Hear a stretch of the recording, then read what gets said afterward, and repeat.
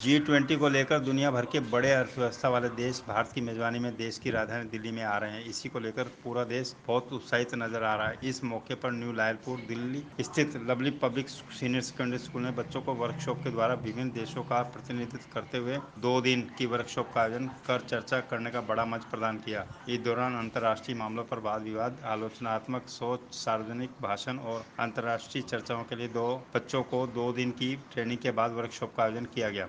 इसमें करीब 150 बच्चों ने भाग लिया। इस दौरान स्कूल के प्रिंसिपल डॉक्टर इंदर मलिक ने बताया कि अंतर्राष्ट्रीय मामलों पर बच्चों को कैसे वाद विवाद की बजाय सभी मुल्कों पर अमन, शांति और सौहार्द के साथ साथ कैसे भारतीय करेंसी को अंतिम राष्ट्रीय स्तर पर मजबूत बनाना है। आइए दिखाते हैं ये खास रिपोर्ट। सर, आपका पूरा नाम? डॉक्टर इंदर मलिक। सर, आज आपने एक कार्यक्रम का आयोजन किया, एक वर्कशॉप रखी है G20 को लेकर।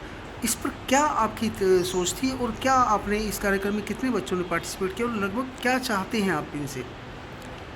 जो G20 का इनिशिएटिव लिया है हमारी कंट्री ने, प्राइम मिनिस्टर ने, जिससे हमारे जो 20 महाशक्ति हमारी जो कंट्री में आएंगी और आपस में बातचीत होगी और अवेयरनेस क्रिएट होगी कि ग्लोबल कैसे हम लोग हैप्पीनेस क्रिएट करें।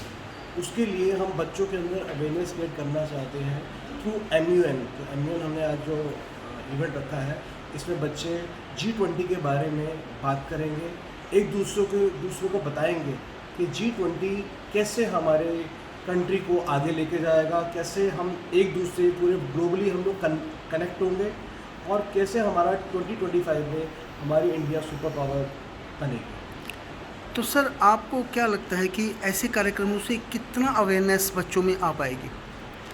क्योंकि जब तक कि हम बच्चों को हम पार्टिसिपेट नहीं करवाएंगे, जब तक हम किसी प्लेटफॉर्म नहीं देंगे उनको अपने व्यूज़ रखने के लिए, चाहे वो G20 हो, चाहे वो आर्टिफिशियल इंटेलिजेंस हो, चाहे वो rights of women and child के हो, तब तक बच्चों को पता नहीं चलेगा। और बच्चे बहुत स्मार्ट हैं, उनको बहुत नॉलेज है, बट द थिंग इज़ उनको प्लेटफॉर्म चाहिए जहाँ पर वो अपने व्यूज़, अपने ओपिनियन हम सबको बताएं और हम उसको आगे इम्प्लीमेंट करें। A proud alumni to LPS and LP, Rashid Chavla, feels highly obliged to express my views in a poem on Mission G20. In the depth of diversity, G20 stands for universal prosperity, which upskills us to live with dignity, aiming at welfare of entire humanity. Let us come together and join our hands to resolve the global challenges with a bang. Resources must be rationally used. No person's dignity must be threatened and abused. As change makers, we must cumulatively work to live a peaceful life on planet Earth. Economic growth is our motto to survive.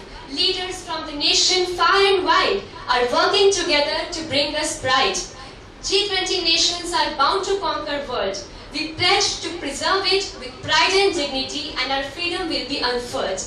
We all must work and pray for universal unity and join our hands for peace and prosperity. Thank you.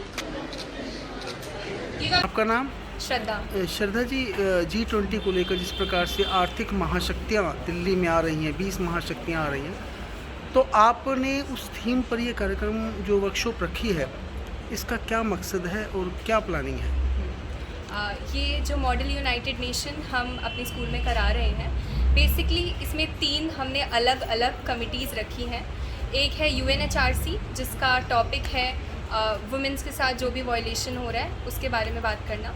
दूसरा है UNGA, impact of AI, जैसे कि India में AI काफ़ी बढ़ता जा रहा है, सो हम स्टूडेंट्स को अवेयर करना चाहते हैं कि इंडिया में तो बढ़ ही रहा है, लेकिन बाकी कंट्रीज़ में किस वे में, किस प्रकार बढ़ रहा है। और थर्ड इज़ G20, जो हम सब जानते हैं, ग्रुप ऑफ 20 कंट्रीज़, जिसका हमने टॉपिक रखा है क्लाइमेट चेंज। तो हम G20 6 to 12 के स्टूडेंट्स को दे रहे हैं और स्टूडेंट्स अवेयर हो रहे हैं इस चीज़ से।